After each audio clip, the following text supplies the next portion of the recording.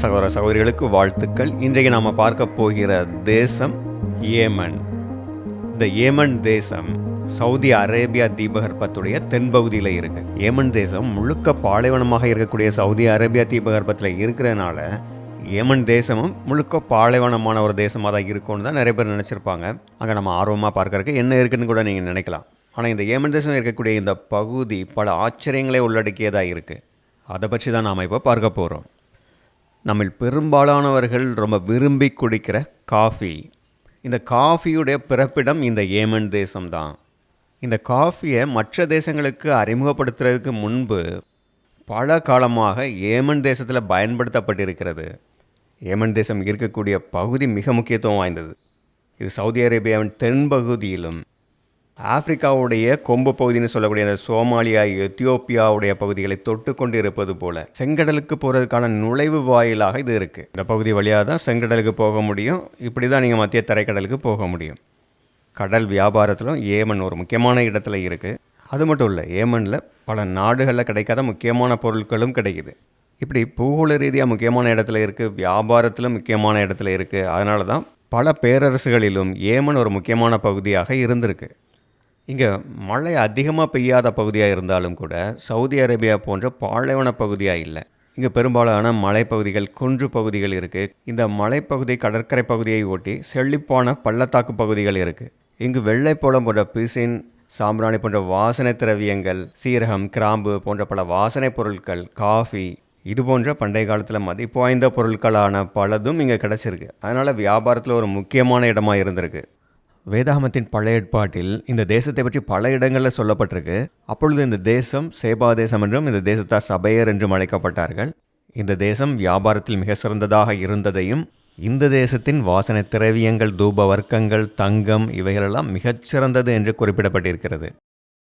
அதனால தான் ரோமர்கள் இந்த பகுதியை அரேபியா ஃபெலிக்ஸ் அப்படின்னு சொல்லியிருக்கிறாங்க. அப்படின்னா ஃபார்ச்சுனேட் அரேபியா, அதாவது அரேபியா போன்ற ஒரு வறண்ட பாலைவன பகுதியாக இல்லாமல் இது செழிப்பு மிகுந்த பகுதியாக பல முக்கியமான பொருட்கள் கிடைக்கக்கூடிய பகுதியாக இருக்குது. அதனால தான் இதை அரேபியாவின் பாக்கியமுள்ள அல்லது செல்வ செழிப்பான பகுதி அப்படின்னு சொல்லியிருக்கிறாங்க. அரேபியாவின் பரந்த பாலைவன பகுதிகளில் ஒரு மூலையில் இது இருக்கிறதுனால நிறைய பேருக்கு இதை பற்றி தெரியல. இப்படி இது ஒரு தனித்து விடப்பட்ட பகுதியாக இருக்கிறதுனால நிறைய வெளிநாட்டவர்கள் வந்தது கிடையாது. ஆனால் 1892 வால்டர் பி ஹாரிஸ் என்கிற ஒரு பத்திரிகையாளர் மற்றும் பிரயாணம் செய்யக்கூடியவர், இவர் இந்த பகுதிக்கு வந்து பார்த்துருக்கிறாரு. இங்கே இருக்கக்கூடிய மலைகள் ரொம்ப வித்தியாசமாக இருக்குது. இந்த குன்றுகள், அதோடைய அமைப்புகள்லாம் வித்தியாசமாக இருக்குது. செழிப்புள்ள பள்ளத்தாக்குகள், அங்கே ஓடுகிற சின்ன சின்ன ஓடைகள், மலைச்சரிவுகளில் இருக்கக்கூடிய புல்வெளிகள், மரங்கள் நிறைந்த காட்டு பகுதிகள், அழகான கடற்கரை பகுதி, இப்படி விதவிதமான நில அமைப்புகள் நம்மை ஆச்சரியப்படுத்தக்கூடியதாக இருக்கும். இது சவுதி அரேபியா தீபகற்ப பகுதியில் தான் இருக்குது. ஆனால் வெறும் பாலைவன பகுதியாக இல்லாமல் அங்கே போனால் அங்கே இருக்கக்கூடிய நில அமைப்புகள் இது அரேபிய பகுதி தான் அப்படின்னு நாம் நம்ப முடியாத அளவு, அப்படி ஆச்சரியப்படுத்தக்கூடிய அளவு இருக்கும். மகா அலெக்சாண்டர் இந்த பகுதியாக வரும்போது இஸ்ரேல் வழியாக அவர் எகிப்துக்கெலாம் போகிறாரு. அப்போ இங்கே இருக்கக்கூடிய பகுதிகளிலேயே அவருக்கு இந்த ஏமன் பகுதி தான் ரொம்ப பிடித்ததாக இருக்குது. அவர் இந்தியாவுக்கு வந்து இந்தியாவை வெற்றி கொண்டு பிறகு திரும்பி வரும்போது இந்த ஏமன் பகுதிக்கு வந்து இங்கே தான் கடைசி காலத்தில் நிரந்தரமாக தங்கி இருக்கணும் அப்படின்னு முடிவு பண்ணியிருக்கிறாரு. அப்படி ஒரு அற்புதமான பகுதியாக அப்போது இருந்திருக்கு. இப்படி ஏமனை பற்றி வால்டர் பி ஹாரிஸ் அவருடைய எ ஜேர்னி த்ரூ ஏமன் என்கிற புத்தகத்தில் எழுதியிருக்கிறார். ஆனால் அந்த பகுதி அதிக வெப்பமுள்ள பகுதி தான். தெற்கு ஏமன் பகுதி அதிக மழை இல்லாத பகுதி தான். ஆனால் வடக்கு பகுதி கொஞ்சம் மழை பெய்யக்கூடிய பகுதி தான். ஆனால் அங்கேயுமே இப்போ சமீப காலங்களில் அதிக மழை இல்லாத பஞ்ச காலம் வந்திருக்கு. 1960களுக்கு பிறகு 5 வருடங்கள் எல்லாம் மழையே இல்லாத பஞ்ச காலத்தில் இருந்திருக்கிறாங்க. ஏமனுடைய ஆதிக்கால வரலாறு அப்படின்னு பார்த்தோன்னா, இந்த ஏமன் பகுதியுடைய தலைநகராக என்று இருக்கக்கூடிய இந்த சானா என்கிற அந்த நகரம் அரேபியர்களுடைய பாரம்பரியம் மற்றும் யூதர்களுடைய பாரம்பரியத்தின்படி நோவாவுடைய மூத்த மகன் சேமுடைய சந்ததியினர் கட்டியதாக சொல்கிறார்கள். வேதாகமத்திலும் பழைய ஏற்பாட்டில் சேபா தேசத்தாருடைய மூதாதையரான சேபா என்பவர் சேமுடைய சந்ததியில் பிறப்பது கொடுக்கப்பட்டிருக்கிறது. இந்த நகரத்துக்கு சாம் அல்லது அஸ்ஸால் என்கிற பெயரும் இருக்குது. அப்படின்னா மிக பழமையான நகரம் அப்படின்னு அர்த்தம். இங்கே ஆதி காலத்தில் இருந்த ஒரு சாம்ராஜ்யம் அப்படின்னா அது சபையர்களின் ராஜ்யம். இங்கிலீஷில் சபையன் கிங்டம். கிமு 800லேருந்து 400 வரைக்கும் இந்த காலகட்டத்தில் இந்த ராஜ்யம் இருந்திருக்கு. இவர்கள் மிளகு பொருட்கள், வாசனை பொருட்கள் இவைகளை உற்பத்தி பண்ணி பல தேசங்களுக்கு வியாபாரம் பண்ணியிருக்கிறாங்க. இந்தியா தமிழகம் பகுதிகளுக்கு கடல் வழியாகவும், அபிசினியா அரேபியா போன்ற பகுதிகளுக்கு தரை மார்க்கமாகவும் அவங்க வியாபாரம் பண்ணியிருக்கிறாங்க. இந்த சபையர்கள் இஸ்ரேல் தேசத்தோடும் வியாபாரம் பண்ணியிருக்கிறாங்க. பைபிளில் பழைய ஏற்பாட்டில் இஸ்ரேலின் எதிரிகளாக இருக்கக்கூடிய தீரு சீதோனியர்களை சபேயரிடத்தில் அடிமைகளாக விற்று விடுவார்கள் என்று எழுதப்பட்டிருக்கு.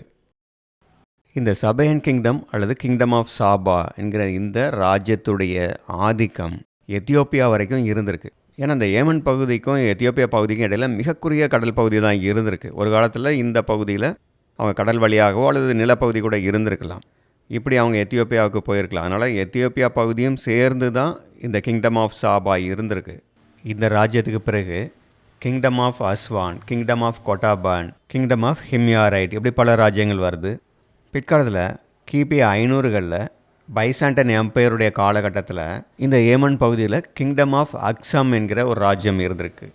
இந்த ராஜ்யத்தில் யூசுஃப் அசார் அப்படிங்கிற ஒரு யூத ராஜாவும் இருந்திருக்கிறாரு. இவர் காலகட்டத்தில் கிறிஸ்தவர்களுக்கு எதிராக யுத்தம் பண்ணி கிறிஸ்தவர்கள் துன்புறுத்தப்பட்டார்கள் அப்படின்னு வரலாறு இருக்குது. இதற்கு அங்கே யூரோப்பாலையும் பைசாண்டன் ராஜ்யத்திலும் கிறிஸ்தவர்கள் யூதர்களை விரட்டுறது, யூதர்களுக்கு எதிரான காரியங்களை செய்கிறது, இதெல்லாம் இங்கே இந்த யூத ராஜா கிறிஸ்தவர்களுக்கு எதிராக இப்படி செய்கிறதுக்கு ஒரு காரணமாக இருந்திருக்கும் அப்படின்னு கருதுகிறாங்க. இந்த காலகட்டத்திற்கு பிறகு இந்த ஏமன் பகுதி சாசானிட் ராஜ்யத்தின் கீழே வருது. இதற்கு பிறகு ஒட்டோமான் ராஜ்யத்தின் கீழ் வருகிறது. ஆதி காலத்திலிருந்து இங்கே யூதர்கள் அதிகமாக இருந்திருக்கிறாங்க. கிமு 700களில் இருந்து இங்கே யூதர்கள் அதிகமாக தொடர்ச்சியாக வாழ்ந்து கொண்டே இருந்திருக்கிறாங்க. ஏன்னா கிமு 700களில் இஸ்ரேல் தேசத்துடைய அந்த வடக்கு பகுதி, அதுதான் சமாரியா தேசம். இந்த பகுதி அசிரியர்களால் அழிக்கப்பட்ட பிறகு அங்கிருந்த யூதர்கள் பல இடங்களுக்கு சிதறி போகும்போது இந்த ஏமன் பகுதிக்கு அவன் வந்திருக்கலாம். அதற்கு பிறகு தொடர்ச்சியாக இங்கே இருந்திருக்கிறாங்க. ஹிம்ராயட் ராஜ்யத்தில் யூத மதம் அரசாங்க மதமாகவே இருந்திருக்கு. சாசானிட் ராஜ்யத்தின் கடைசி ராஜா இறந்த பிறகு பெர்ஷியர்களுடைய கட்டுப்பாட்டுக்குள்ளே வருது. அப்போ அங்கே பெர்ஷியர்களுடைய கவர்னராக இருந்தவர் இஸ்லாம் மதத்துக்கு மாறுறாரு. கிபி 629க்கு பிறகு ஏமன் இஸ்லாமுடைய ஆதிக்கத்துக்கு கீழே வருது. இதற்கு பிறகு அங்கே பெரும்பாலானவர்கள் இஸ்லாம் மதத்துக்கு மாறுறாங்க. யூதர்களுக்கு மேலே திம்மா என்கிற வரி விதிக்கப்படுது. இப்படி யூதர்கள் கொஞ்சம் கொஞ்சமாக ஒடுக்கப்படுறாங்க. பிற்காலத்தில் போர்ச்சுகீசியர்கள் வரும்போது யூதர்கள் அவங்களுக்கு ஆதரவாக நடக்கிறாங்கன்னு சொல்லி யூதர்கள் அங்கேருந்து விரட்டப்படுறாங்க. அங்கிருந்த யூதர்களுடைய வழிபாட்டு தலங்கள், சினகாக்ஸ் எல்லாம் மூடப்படுது. சனா நகரத்தில் இருந்த மிக பழமையான யூத சினகாக் 1457ஆம் வருடம் அழிக்கப்படுகிறது. இப்படி யூதர்கள் முழுவதும் அங்கேருந்து விரட்டப்படுறாங்க. கடைசியாக 2016 கணக்கெடுப்பின்படி அங்கே 6 யூதர்கள் மட்டும்தான் இருந்திருக்கிறாங்க. 19ஆம் நூற்றாண்டில் இந்த ஏமன் பகுதி 2 பகுதிகளாக ஒட்டாமான் ராஜ்யத்துக்கு கீழேயும் இன்னொரு பகுதி பிரிட்டிஷ் ராஜ்யத்துடைய கட்டுப்பாட்டுக்கு கீழேயும் வருது. முதலாம் உலக யுத்தத்துக்கு பிறகு கிங்டம் ஆஃப் ஏமன் உருவாக்கப்பட்டது. வடக்கு ஏமன் பகுதியில் 1962இல் ஒரு புரட்சிக்கு பிறகு ஏமன் அரப் ரிப்பப்ளிக் உருவாக்கப்படுகிறது. தெற்கு ஏமன் பகுதி பிரிட்டிஷ் கட்டுப்பாட்டில் இருந்தது இல்லையா, இங்கே people democratic republic of Yemen என்கிற ஒரு சோசியலிஸ்டிக் அரசாங்கம் 1967 உருவாக்கப்படுது. அரபு தேசங்களே ஒரு சோசியலிஸ்டிக் அரசாங்கம் உருவாக்கப்படுவது இங்கே தான் முதல் முறையாக நடக்குது.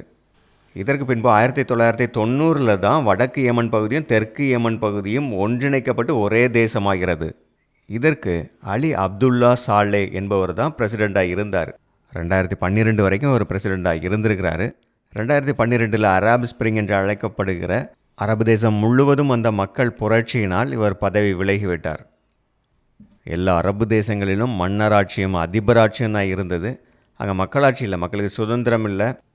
அதுவும் இல்லாமல் மக்களுக்கு தேவையான காரியங்கள் அங்கே செய்யப்படலை. அதனால் பொருளாதார பிரச்சனையினால் மக்கள் வறுமையில் கஷ்டப்பட்டாங்க. இதனால் அதிருப்தியில் மக்கள் வீதியில் இறங்கி போராட ஆரம்பித்தாங்க. ஏமனிலும் அதே போல் பிரச்சனைகள் தான். பொருளாதார பிரச்சனை, வேலை இல்லை, ஊழல், இந்த பிரச்சனைகளால் மக்கள் போராட ஆரம்பித்தாங்க. இப்படி 2011 இருந்தே ஏமனில் அரசியல் குழப்பமும் போராட்டங்களும் ஆரம்பித்தது. அப்போது ஏமன் பிரசிடெண்ட் அவருடைய பதவிக்கான அந்த காலகட்டத்தை நீட்டிக்கிறதுக்காக சட்ட திருத்தம் கொண்டு வர்றதுக்கே முயற்சி பண்ணார். ஆனால் மக்கள் போராட்டம் அதிகரித்தது. 2015 ஏமன் நாட்டில் பெரிய உள்நாட்டு யுத்தமே ஆரம்பிச்சிட்டு. ஒரு பக்கம் பிரசிடெண்ட் லீடர்ஷிப் கவுன்சில் ஆளுகை செய்து, இன்னொரு பக்கம் ஹவுதி அமைப்பினர் அவர்களுடைய ஒரு குழு மூலமாக ஆட்சி செய்ய ஆரம்பிக்கிறாங்க. இதனால் உள்நாட்டு யுத்தம் ஆரம்பிக்குது. இந்த ஹவுதி குழுக்கு தான் ஈரான் பண உதவியும் ஆயுத உதவியும் செய்யுது. ஏமனுடைய தெற்கு பகுதியில் பல பகுதிகளை இவங்க கட்டுப்பாட்டுக்குள்ளே கொண்டு வந்தாங்க. ஏமன் தலைநகராக இருந்த சானாவையும் இவங்க கட்டுப்பாட்டுக்குள்ளே கொண்டு வந்துட்டாங்க. பண்டைய காலத்தில் ஏமன் பல பேரரசுகளின் முக்கியமான வியாபார ஸ்தலமாக இருந்தது. பல தேசங்களோட வியாபாரம் செய்கிற ஒரு செழிப்பான தேசமாக இருந்தது. ஆனால் இன்றைக்கு உலகிலேயே பொருளாதாரத்தில் மிக மோசமான நிலையில் இருக்கக்கூடிய தேசமாகவும், உலக தேசங்கள்லேயே முன்னேற்றம் அடையாத மிக பின்தங்கிய ஒரு தேசமாகவும் இருக்குது. மிக அதிகமாக உதவிகள் தேவைப்படுகிற மக்கள் இங்கே தான் இருக்கிறாங்க. அத்தியாவசியமான அடிப்படை தேவைகள் எவ்வளோ மக்களுக்கு தேவைப்படுதுன்னா, ஏமன் பாப்புலேஷனில் 75% மக்களுக்கு இந்த உதவிகள் தேவைப்படுது. சமுதாய அரசியல் நிலைப்புத்தன்மை இல்லாத தேசம்னு பார்த்தாலும், அல்லது அதிகமாக பட்டினியில் இருக்கக்கூடிய மக்கள் அப்படின்னு பார்த்தாலும், சென்ட்ரல் ஆஃப்ரிக்கன் ரிப்பப்ளிக் தேசத்துக்கு அடுத்ததாக ஏமன் தேசம் தான் இருக்குது. பண்டைய காலத்தில் இருந்தே யூதர்கள் அதிகமாக ஏமனில் இருந்தாங்கன்னு பார்த்தோம் இல்லையா? இவர்களை ஏமனைட்ஸ் ஜூஸ்னு சொல்லுவாங்க. 1949 இருந்து ஏமனில் இருக்கக்கூடிய யூதர்கள் தாக்கப்பட்டார்கள், விரட்டப்பட்டார்கள். ஏன்னா இந்த காலகட்டத்தில் அங்கே 1948 இஸ்ரேல் தேசம் உருவாக்கப்பட்டது.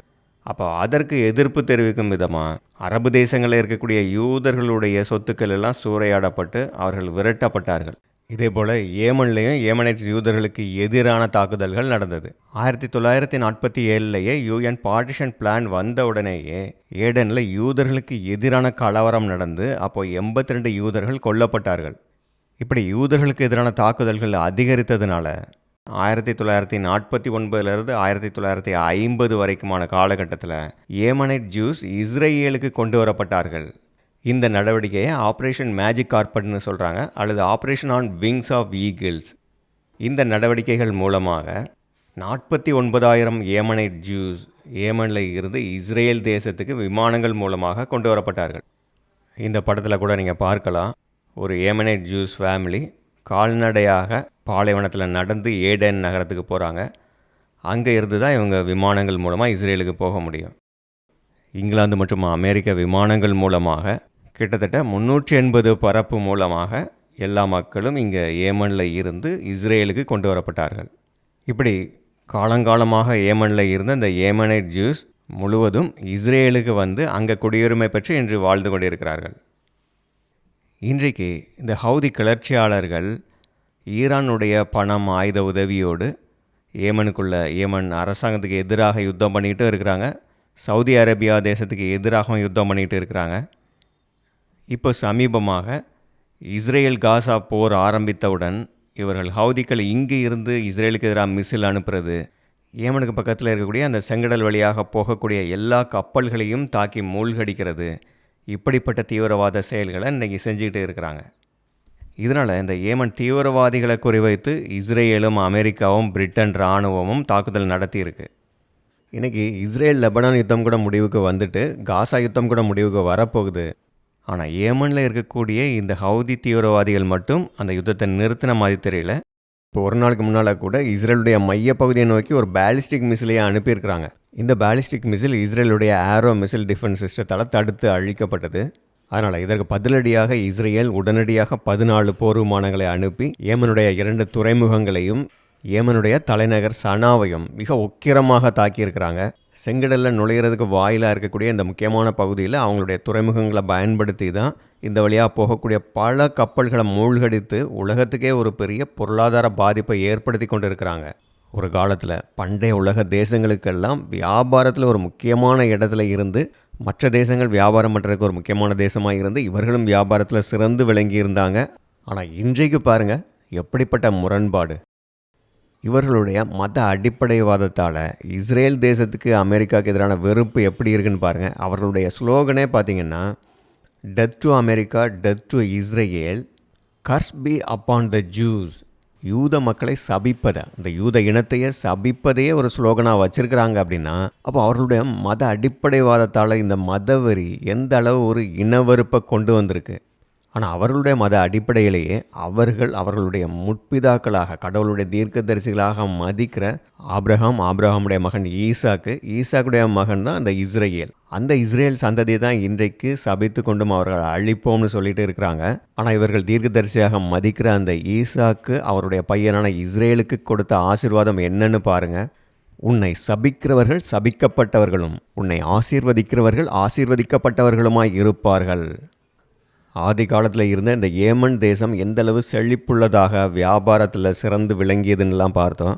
இங்கே இவங்க மத ரீதியாக நம்புகிறாங்களோ இல்லையோ, இன்றைக்கு இவர்கள் இந்த மத அடிப்படைவாதம், தீவிரவாதம், வன்முறையெல்லாம் விட்டுட்டு, நம்ம இஸ்ரேல் அமெரிக்கா தேசங்களுக்கு எதிரான யுத்தங்களை விட்டுட்டு அவங்க மக்களுக்கு நல்லது செய்யணும்னு நினச்சாலே அவங்க உள்நாட்டு யுத்தத்தை நிறுத்திட்டு அவங்க தேசம் எவ்வளவோ சுபீட்சமாக இருக்க முடியும். அப்படிப்பட்ட புத்திசாலித்தனமான முடிவை எடுப்பார்களா? பெரிய மாற்றம், சமாதானம் அங்கே வருமா? இல்லைன்னா இதெல்லாம் இன்னும் ஒரு மிகப்பெரிய யுத்தத்தை மிடில் ஈஸ்டில் கொண்டு வருமா? உங்களுடைய கருத்து என்ன? மீண்டும் இன்னொரு வரலாற்று பாடத்தில் சந்திக்கலாம். நன்றி.